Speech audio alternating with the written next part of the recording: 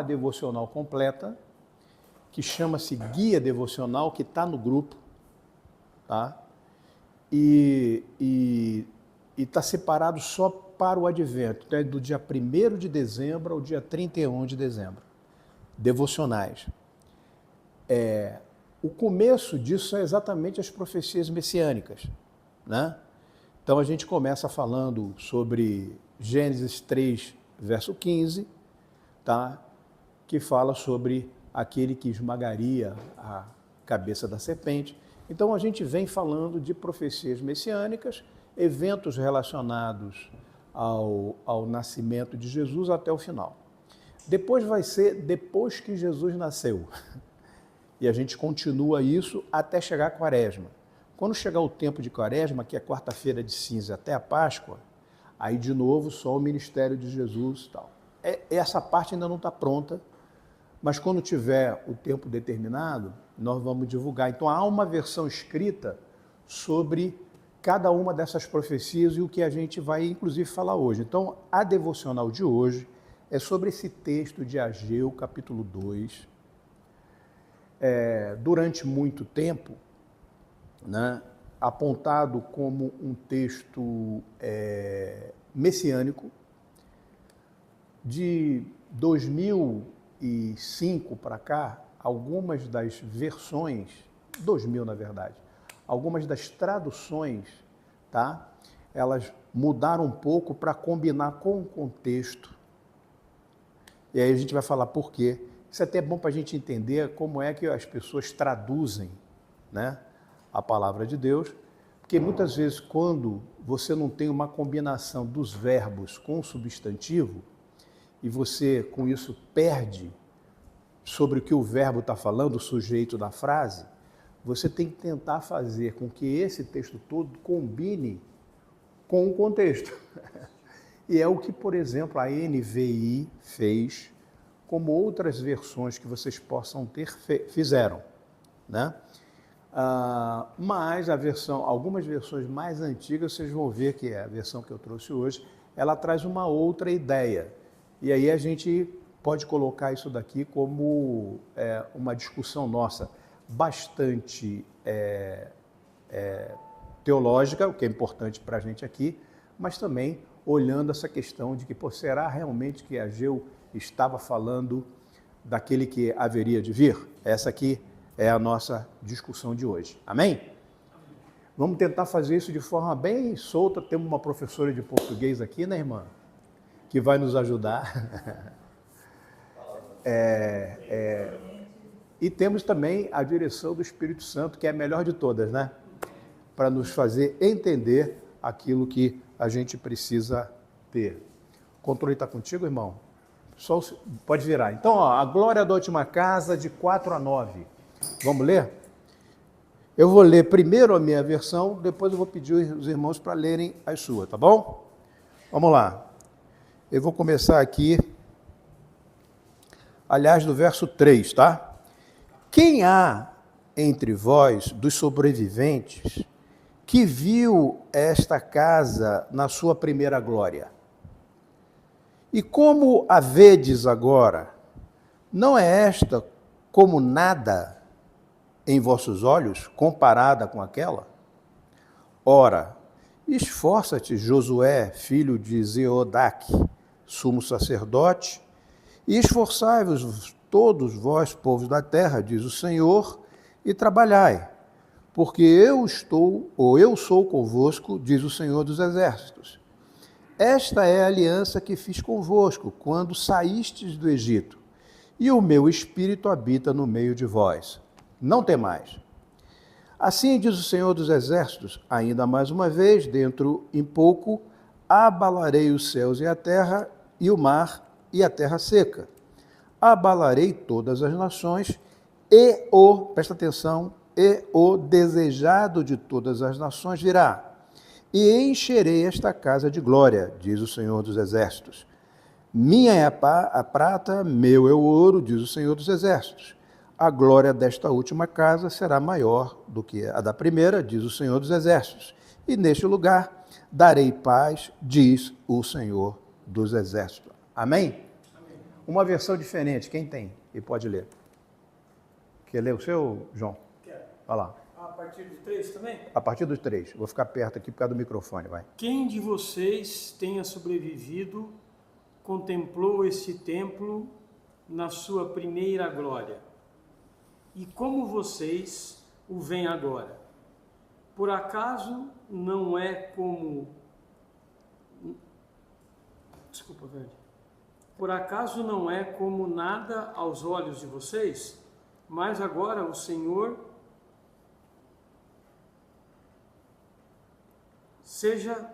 o Senhor diz: seja forte, Zorobabel, seja forte, Josué, filho de Josadaque, o sumo sacerdote, e vocês, todo o povo da terra, sejam fortes, diz o Senhor dos Exércitos, porque eu estou com vocês, diz o Senhor dos Exércitos, segundo a aliança que fiz com vocês quando saíram do Egito, o meu espírito habita no meio de vocês. Não tenham medo, pois assim diz o Senhor dos Exércitos.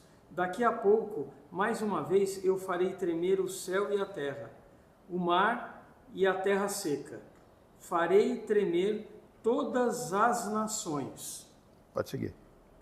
E serão trazidas as coisas preciosas de todas as nações e encherei esse templo de glória, diz o Senhor dos Exércitos. Minha é a prata, meu é o ouro, diz o Senhor dos Exércitos. A glória deste novo templo será maior do que a do primeiro, diz o Senhor dos Exércitos. E este lugar darei a paz, diz o Senhor dos Exércitos. Amém? Perceberam a diferença? No verso 7, ele está falando... É o desejado das nações virá. E na versão do João, que é muito próxima, que provavelmente é parecida com a de vocês, nós vamos ter o quê? As riquezas das nações virão. Tá? Então vamos dar uma olhada aqui nesse texto para a gente entender. Bem, ele tem a versão King James, vai coincidir com a mais nova. Está parecida com a do João. Tá? Um povo desanimado, um Deus que fala. Então, as profecias de Ageu, elas surgem num momento assim, de muito abatimento espiritual. Por quê? O povo está retornando para casa após o cativeiro na Babilônia.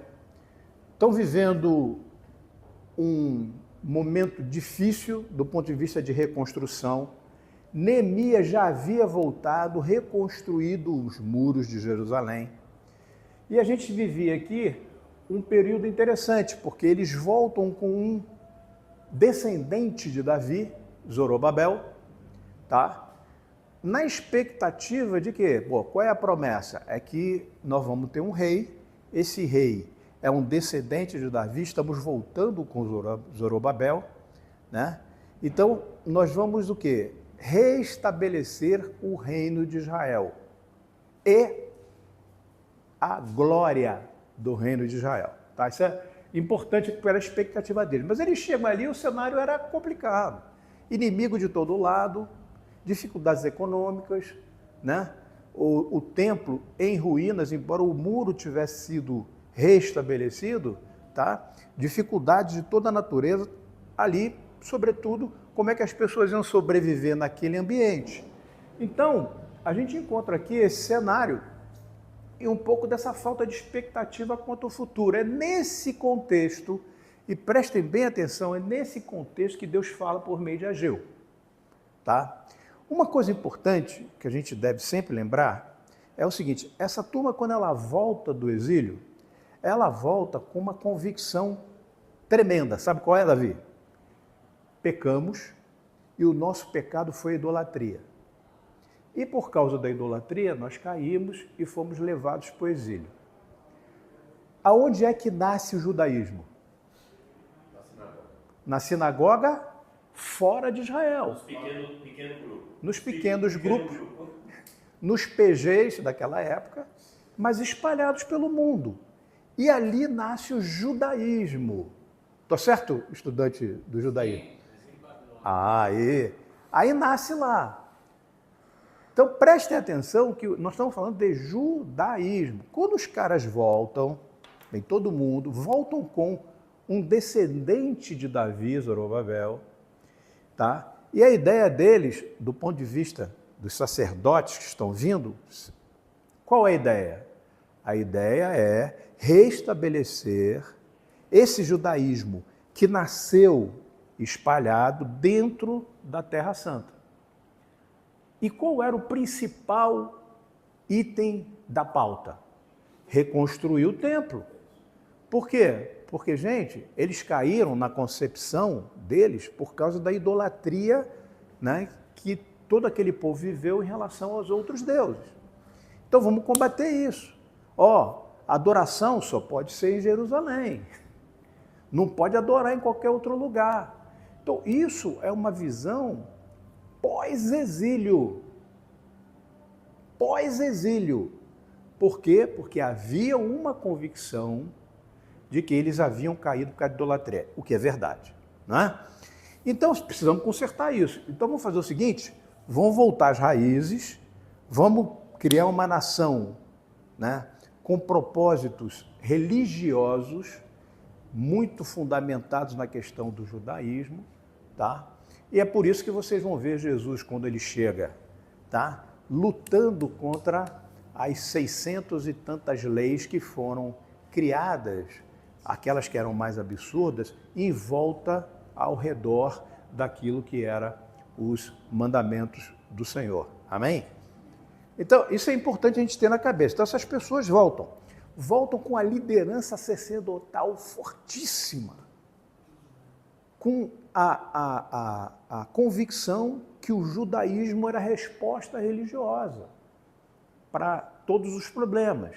E que a gente está voltando, então, para a nossa terra, vamos estabelecer aquilo que é certo do ponto de vista religioso, de novo, numa concepção criada no exílio. Esses sacerdotes veem, bem, agora nós vamos resolver o problema. Vamos escrever aqui, todo o pessoal tem que fazer para não cair na mesma situação. Tá? Esse é o cenário.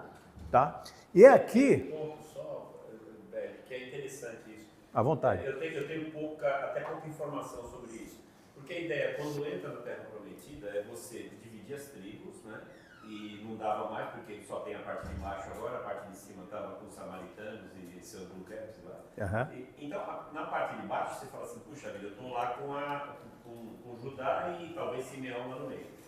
E um pouquinho do Benjamim. O problema é que nessa época, antes, quando o pessoal entrou na Terra Prometida, a ideia seria espalhar os levitas proporcionalmente, né? Vou chegar perto aqui por causa do microfone. Espalhar os levitas proporcionalmente a todas as tribos do tamanho do território e do tamanho da quantidade de gente. Que essa foi a divisão que Josué fez. Quanto você tem? 50 mil? Então vai ficar pequeno. 200 mil? Você vai ficar numa terra grande. Quando a gente vê isso e volta, você vê uma concentração que é típico do judaísmo, concentração em Jerusalém.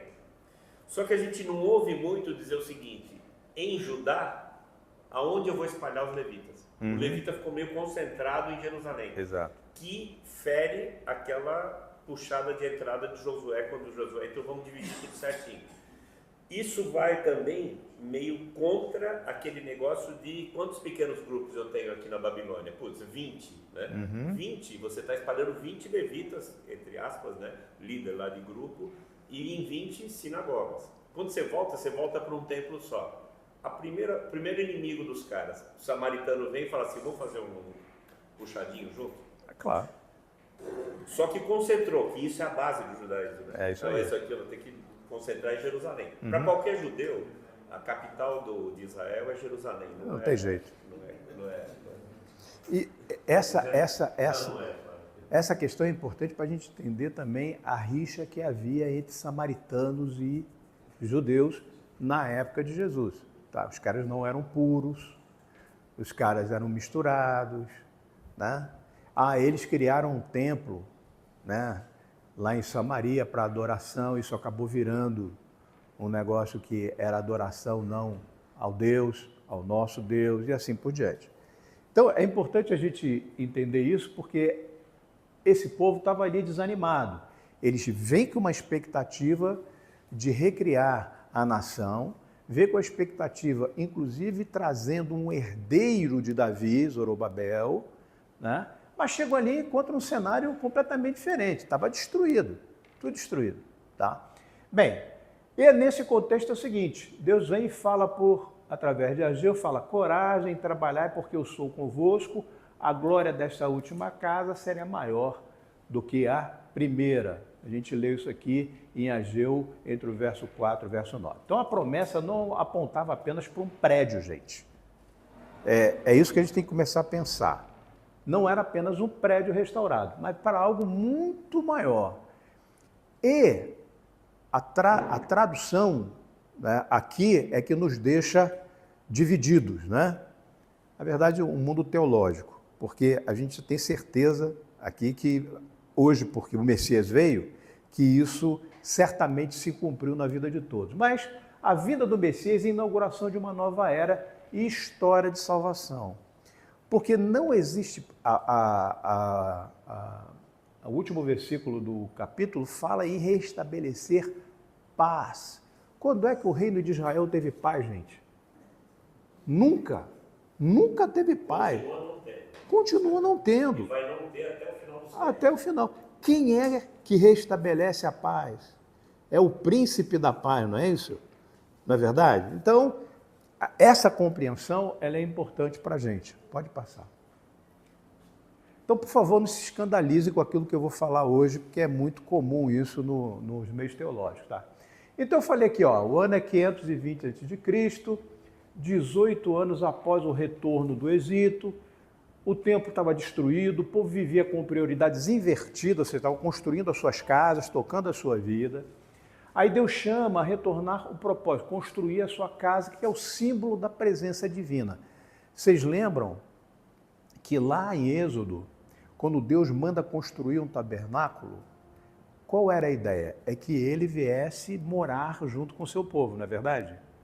Essa que era a ideia, eu vou habitar com vocês, tá? Vocês serão o meu povo e eu serei seu Deus. Então essa ideia de Deus habitar com o povo tem a ver com a questão do templo, tá? Então esse é o símbolo da presença divina, né? É interessante porque a gente já tem texto lá que fala assim, ó, o Deus, ele não habita em tendas construídas pelas mãos dos homens. Não parece que está diferente isso? Já pensaram sobre isso? Deus não habita em tendas construídas pelas mãos dos homens. Mas ele fala, olha, cria um tabernáculo, né, uma tenda, e eu vou habitar junto com vocês. Mas ele, na verdade, ele habita hoje aonde? Em nós. Então, começa a pensar na profecia, na amarração da profecia, e não no significado dela para aquelas pessoas que estão ali. Templo do Espírito Santo. Oi? Templo do Espírito Santo. Exatamente. Nessa linha aí. Então, assim, a promessa da última casa. Bem, o templo estava destruído, então Deus vai prometer uma coisa importante aqui. Lê para mim o 6. Ageu capítulo 2, verso 6. Pois assim diz o Senhor dos Exércitos, daqui a pouco, mais uma vez, eu farei tremer o céu e a terra, o mar e a terra seca. Bem, o que é isso que a gente vê aí? Toda vez que a gente vê uma coisa desse tipo, eu farei tremer, eu vou fazer sinais na terra, a gente usa uma expressão chamada de teofania.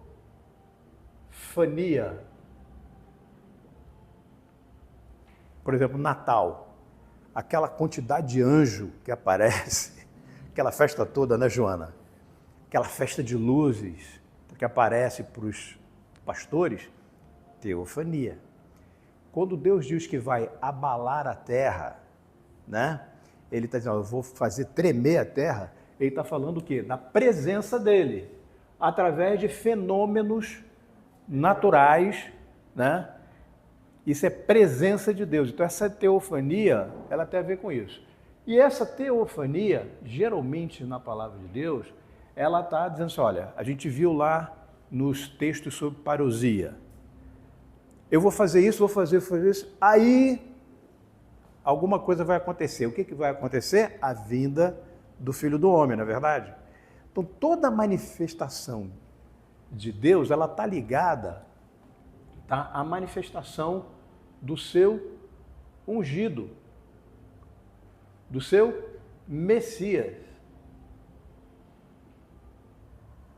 É interessante isso, tá?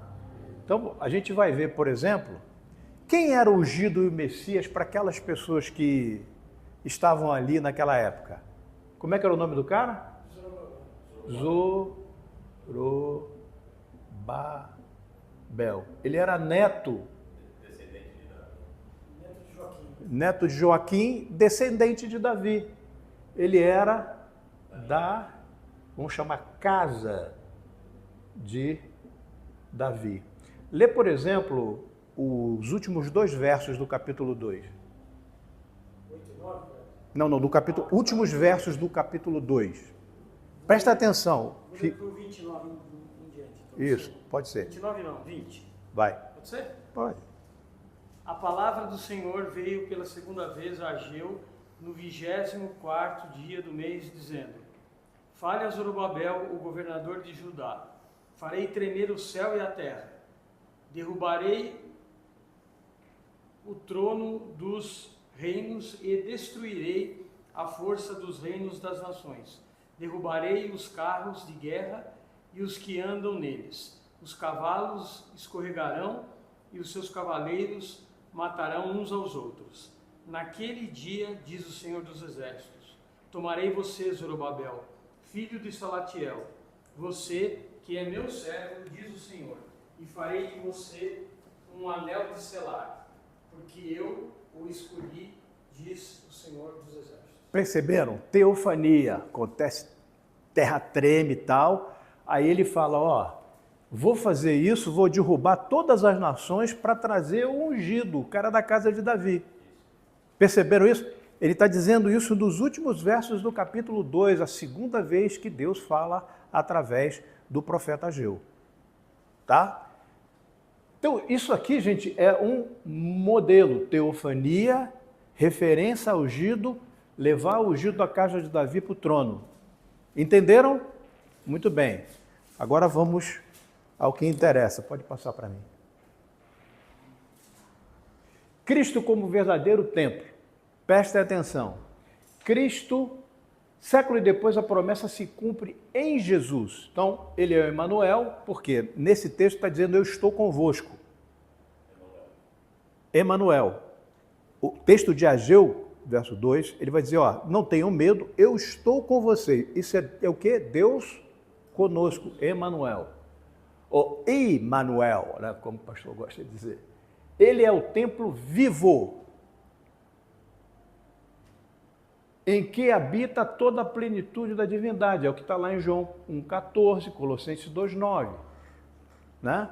O antigo templo era apenas uma sombra daquilo que viria.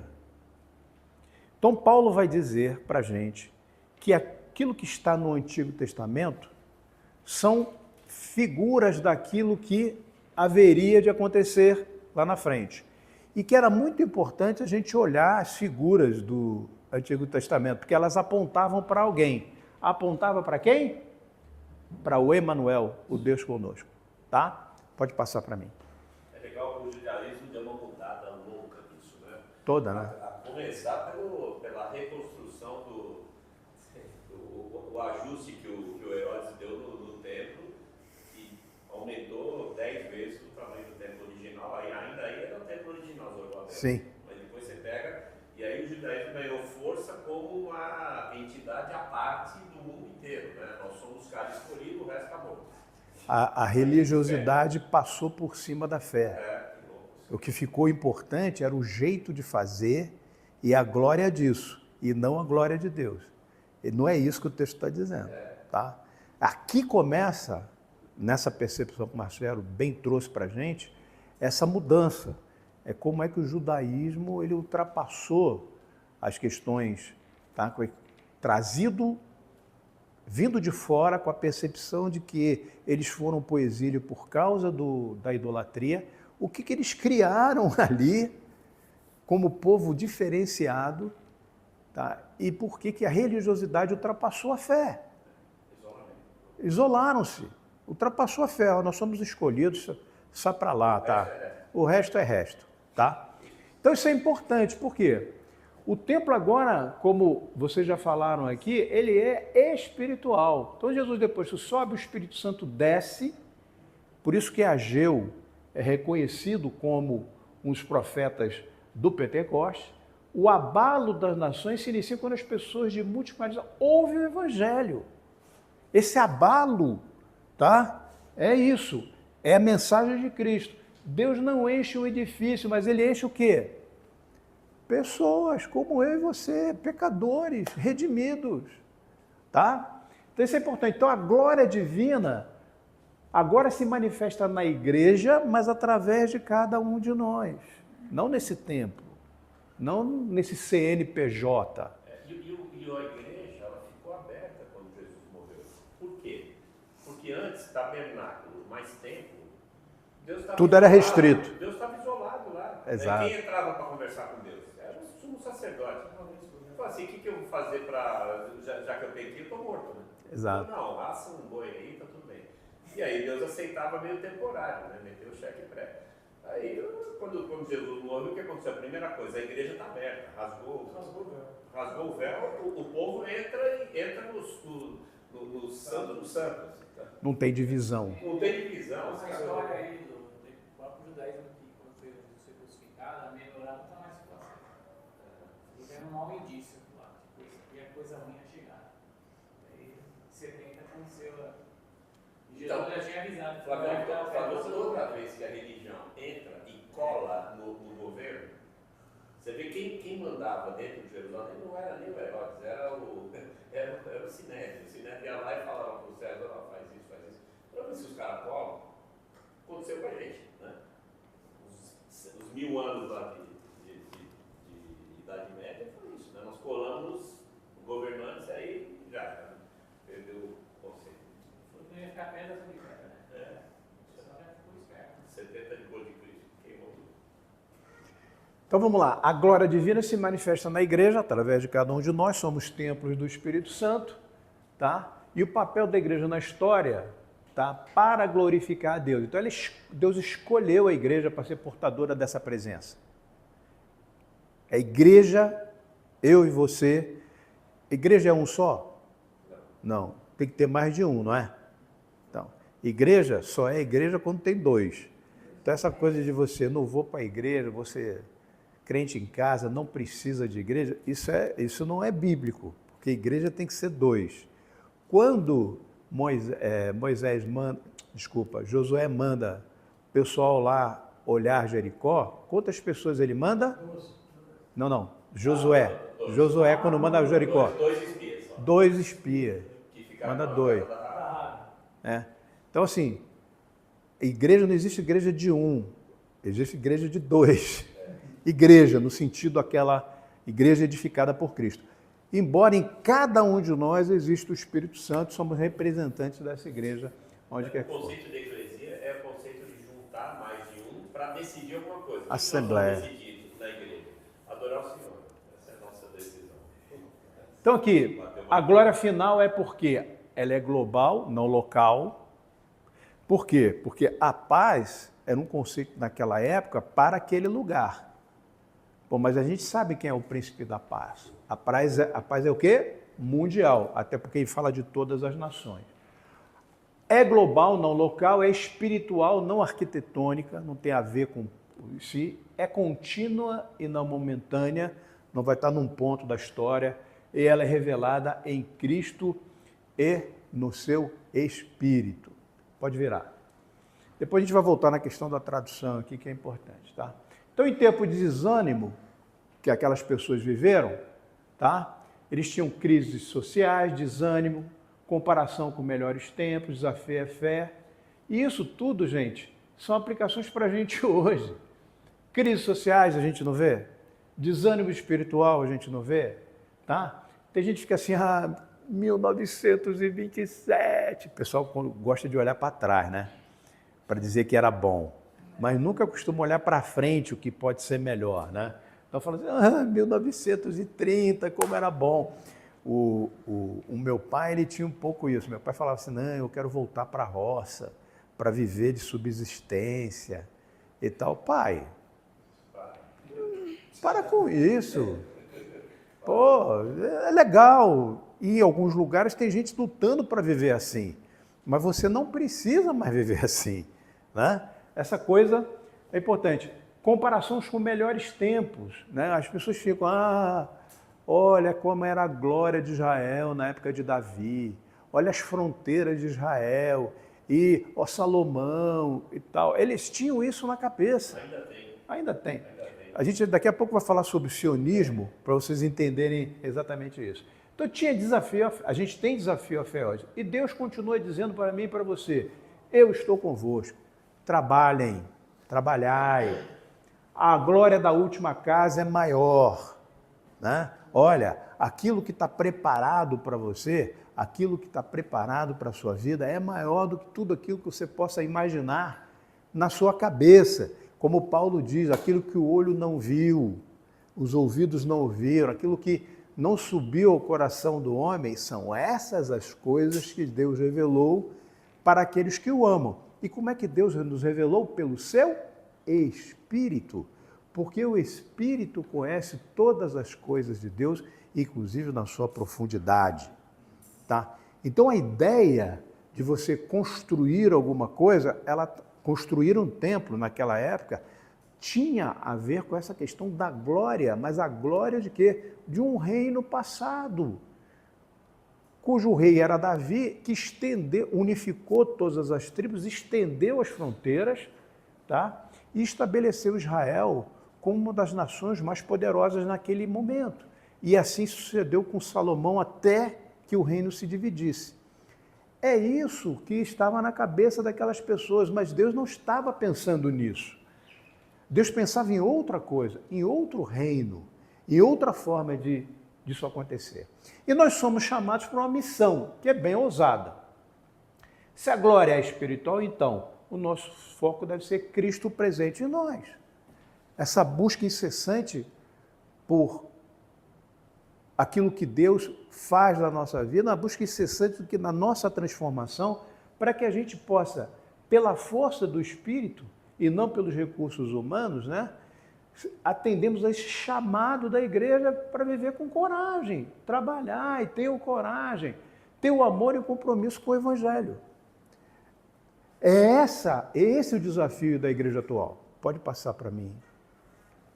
E aqui tem uma coisa interessante, porque o Espírito age, transformando esse medo em coragem, a fraqueza se transforma em poder, a apatia se transforma em missão, as pessoas são alcançadas e transformadas pela presença de Deus, que habita em quem? Em nós. Não no edifício, né? Então, a riqueza que nós temos é Cristo em nós. Na antiguidade, aí tem a ver um pouco com a tradução antiga, o que uma nação desejava? Quem era o desejado da nação? O seu rei. O seu rei era o desejado das nações. Pode passar para mim, Flávio. Bem, questões para pensar, tá? Quais são as semelhanças que você vê entre o tempo de Ageu e os desafios da igreja atual?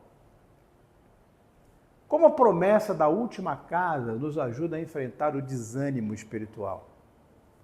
Como podemos individualmente refletir a glória de Deus como templos do Espírito Santo?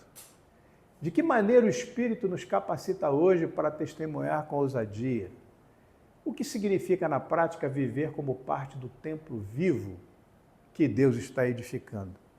Esse texto tem a ver com todas essas coisas aqui, se a gente for pensar na igreja atual. E tem a ver com o advento, porque Jesus, ele veio, na verdade, cumprir essa promessa. Ele é aquilo que é o mais precioso das nações, conforme a tradução que está aqui. Ele é o desejado das nações, né?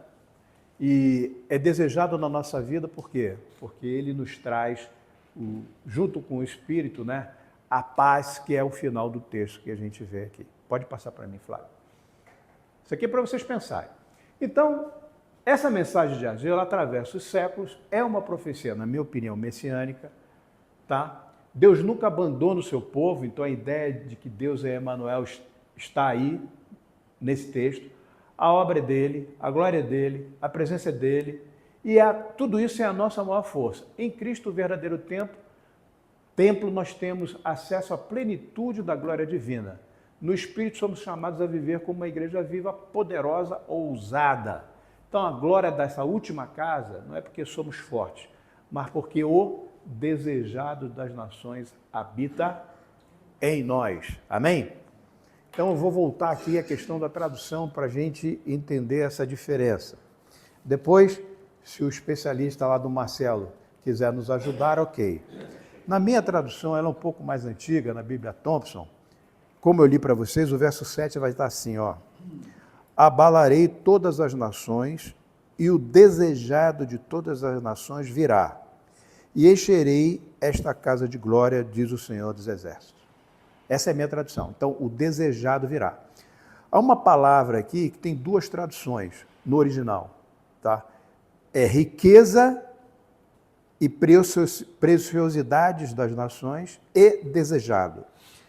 Na época, a comissão que traduz a Bíblia, ela faz escolhas, né? E quando existe uma dúvida sobre uma palavra, eles vão olhar em outros lugares quando essa palavra é empregada e vão olhar o contexto, certo? Na época que eu tenho essa tradução, a ideia que ficou em consenso com a comissão é que essa palavra, que quer dizer desejado, quer dizer riqueza das nações, tá? Ela se referia ao desejado das nações.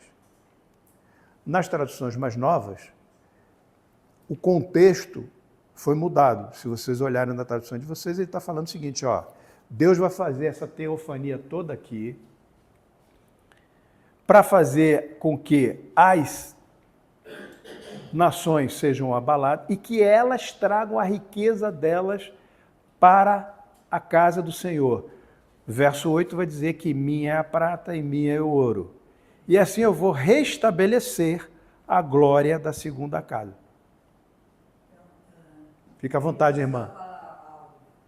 Esse versículo 8 é muito usado por algumas visões, né, de riqueza, né, Sim. de prosperidade. Sim. Então, o sentido se torna assim, pessoal, né? Nós vamos receber dinheiro, coisas materiais. Sim. E é o sentido, e o 7 seria o sentido literal, né? E não o sentido. Exato. Bem, é aquilo, né? Há uma diferença aí. Por que existe essa coisa? Porque o verbo, ele não concorda. Aí vem a professora de português. O verbo no original, ele não concorda com o objeto. No original. Como está aqui no meu, eu, o verbo, né, eu. Então seria o Senhor, né? Sim. Mas o que está falando aí? Abalarei todas as nações. Pode ler a sua versão, irmã? Lê a sua versão. Tremer todas as nações. Ok. As preciosas de todas as nações serão trazidas. E encherei esse templo da glória, diz o Senhor dos Exércitos. Perfeito. Então o sujeito é ele, né? Não, o sujeito é ele. Eu trarei. Mas ele vai trazer o quê? Ele vai trazer as riquezas das nações. Não é? Tá, então, ó. Ele vai trazer a riqueza, então, o que é o sujeito é eu e o que é a riqueza das nações?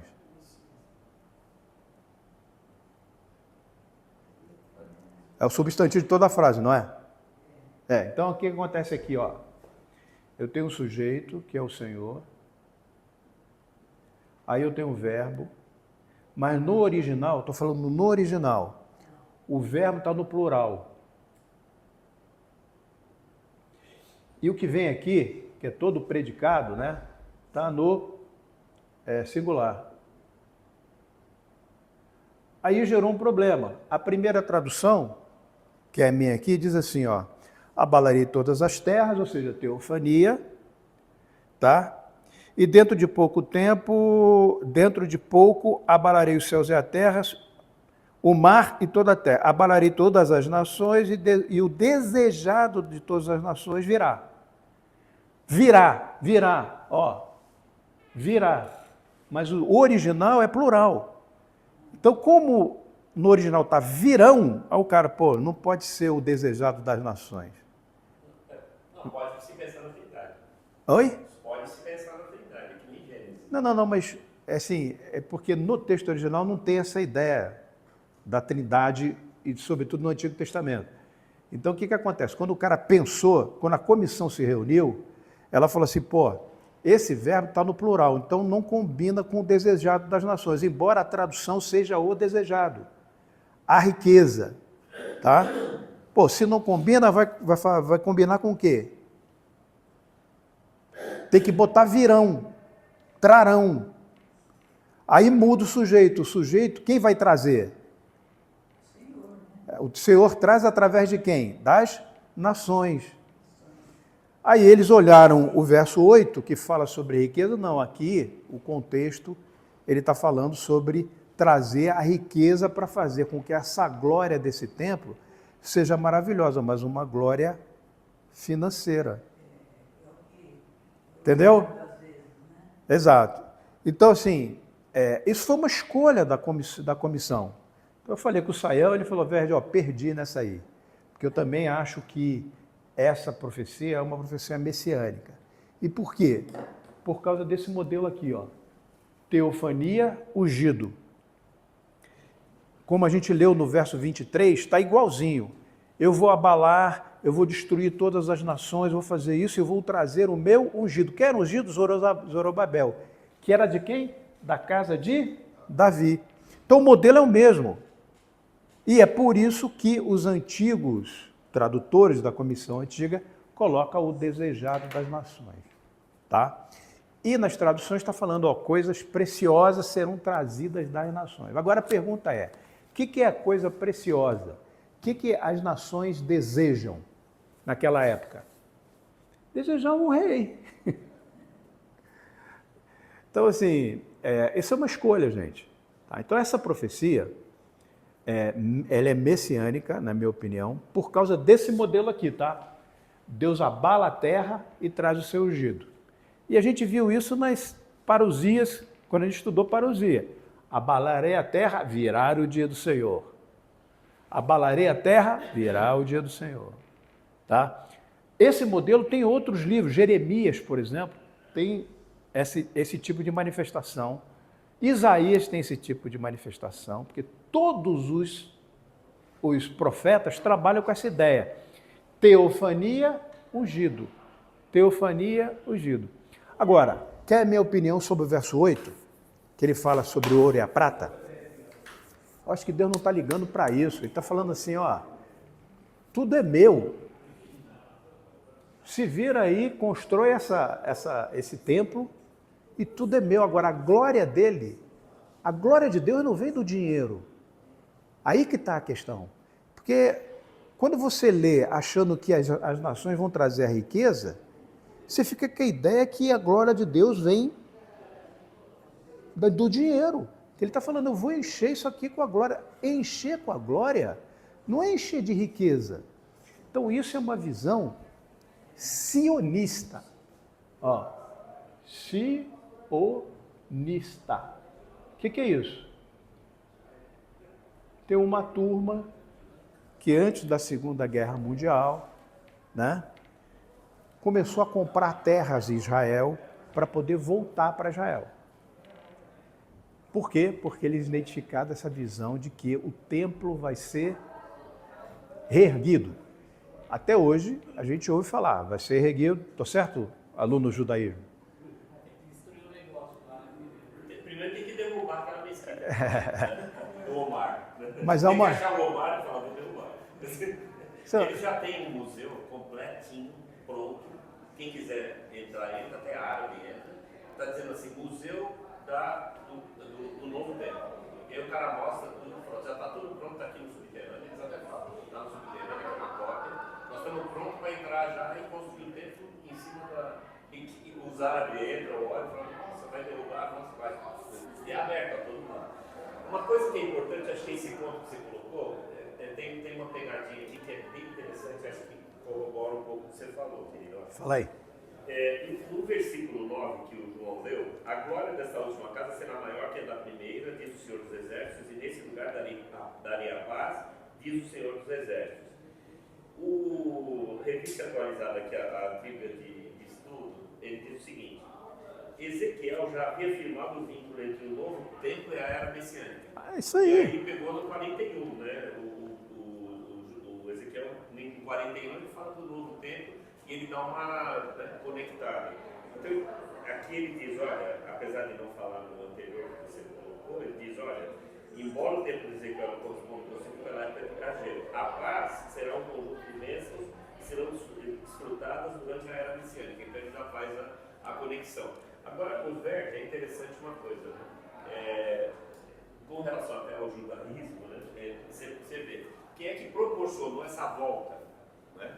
Um ímpio, né? Sim. Que o Senhor falou assim, esse aqui é o meu servo. Ele falou assim, mocinho quando você serve de alguém. O cara é Zoroastrita. Zoroastrita, né? Putz, como é que um cara desse pode ser servo, né? E Deus usou um ímpio para proporcionar a vinda deles até aquela terra. Verdade. E aí quando ele abre isso, e está certo, né? Ele abre e ele diz assim, o templo vai estar aqui, está tudo certo e tal, mas vai vir alguém que vai deixar isso aqui aberto e todo mundo vai ter acesso. Que é o que está dizendo aí. Uhum. E aí os caras deram uma mudada. Eles só vão ver mesmo e vão dar uma batida de martelo matando o Messias, querido, na grande tribulação. Aí complica, né? Assista lá o Deixados para Trás 3. Eles vão ter que reconhecer Jesus. Quando reconhecer, sabe o que vai acontecer? Essa época de paz que, você tá falando, que ele está falando, esquece. Quando Judá disser assim, matamos o Messias, aí, meu filho, o mundo vai virar de cabeça para baixo. Se Deus quiser, nós já estamos lá com Jesus. Então, recobrando,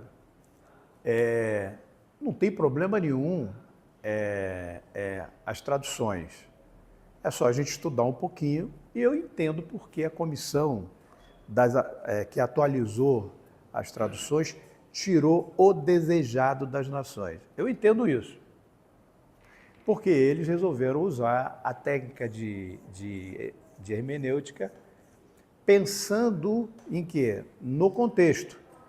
Mas aqui entre nós, quando Deus fala que a prata e o ouro é dele e que a glória vai ser maior, ele não está falando que aquilo ali vai ser de uma beleza e riqueza humana. Ele está falando da glória dele, não é? Então, e essa glória está em mim e em você. Essa glória está em nós. E todos sabemos que ela não representa nada financeiro a não ser o amor que nós temos em relação às pessoas que não são convertidas. Então, isso é importante. Como profecia messiânica, como entendimento do que é a igreja hoje, nosso desafio, tá? Porque esse desejado das nações veio, essa teofania aconteceu no Natal, anjo para todo lado, aquela festa, né? E aí Deus traz o seu ungido, seu Messias, né? E por conta disso, e esse modelo se dá em Ezequiel, Jeremias 25, tá? E outros profetas, esse aqui é o modelo, teofania, ungido.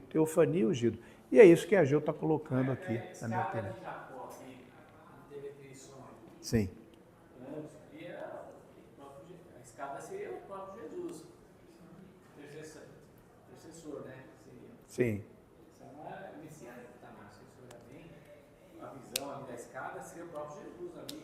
Você vê como é que Deus é fogo, ele inventou o download e o upload. Anjo subindo e descendo. Tá vendo como é que é? Você pega Abraão. Você pega quando os três entram lá conversar com Abraão. Fala assim, não, vamos servir, não sei o que lá, papapá. E o do meio falou assim, vocês vão ter um filho. Aí a Sara foi lá dentro e deu uma risadinha. Ele falou assim, porque você riu, o nome do seu filho vai ser Riso. E foi, Isaac é Riso. E aí, o que é isso? É uma família. Apareceram 3 lá, um deles era o... O livro chama Quem Almoçou com Abraão. Quem almoçou? É isso. Eu comprei o livro, aí não li ainda. Vai a discussão longa. Pacificados com relação a isso? Bem, então, olha só, nós colocamos no grupo da IBD, então, essas devocionais diárias que falam sobre o advento. Essa daqui é a de hoje, domingo. Então, tem uma para cada dia, fique à vontade. Na semana que vem, nós vamos, quem já quiser olhar, nós vamos olhar a devocional do próximo domingo, tá? E aí vamos trazer aqui para a gente conversar sobre essas questões. Maravilha? Ele veio, a glória dele enche esta casa, estas casas, e juntos nós somos a igreja, a assembleia dele, que decide, que tem que ter ousadia no Espírito, né? Que tem que ter esse poder que vem do Espírito Santo para ser derramado sobre a vida das pessoas. Amém? Amém. Beleza. Vamos orar? Irmão Edson, você ora? Obrigado. Deus Pai, glorificado seja teu nome. Não São Francisco, mais uma vez, agradecer a oportunidade que tivemos de ter sábado sobre a tua palavra e entender um pouco mais aquilo que tem revelado para nós. É verdade, obrigado, Senhor. Trave em nossos corações todo entendimento, abençoa os nossos irmãos que nos dirigem, eles possam cada vez ser instrumento das tuas mãos para honra e nós também. Amém. Amém. Obrigado, gente.